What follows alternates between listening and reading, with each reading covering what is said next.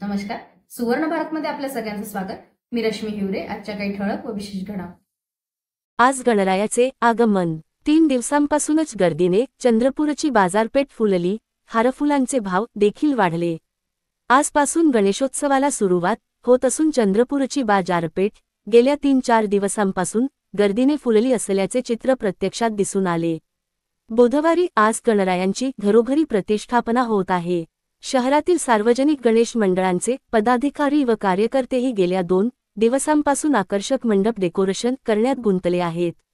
महागाईने जरी कळस गाठला असला तरी शहरी भागासह ग्रामीण भागातील गणेश मंडळाच्या कार्यकर्त्यांत यंदा अधिक उत्साह दिसून आले. सजावट साहित्य व हार फुलांचे भाव देखील वाढले आहेत.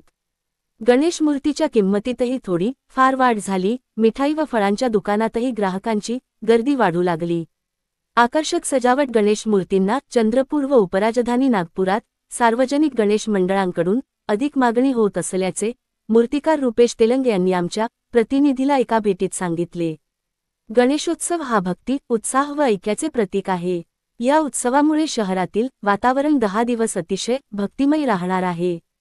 सुवर्ण भारत, किरण घाटे, विदर्भ विशेष मेघा दुबटे, राजुरा, जिल्हा चंद्रपूर, सहसुचलची मुख्य मार्गदर्शिका.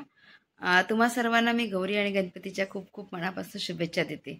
दरवर्षीप्रमाणे श्रावण संपला आणि भाद्रपद सुरू झाला आणि गौरी आणि गणपतीच्या आगमनाची सर्वांना उत्सुकता लागली. यावर्षी गणपती बाप्पाचं आगमन मोठ्या थाटामाटात आणि उत्साहात होत आहे. सहसुचलच्या सर्व सदस्यांना आणि माझ्या सगळ्या सखींना मी गौरीच्या आणि गणपतीच्या मनपूर्वक हार्दिक शुभेच्छा देते. धन्यवाद.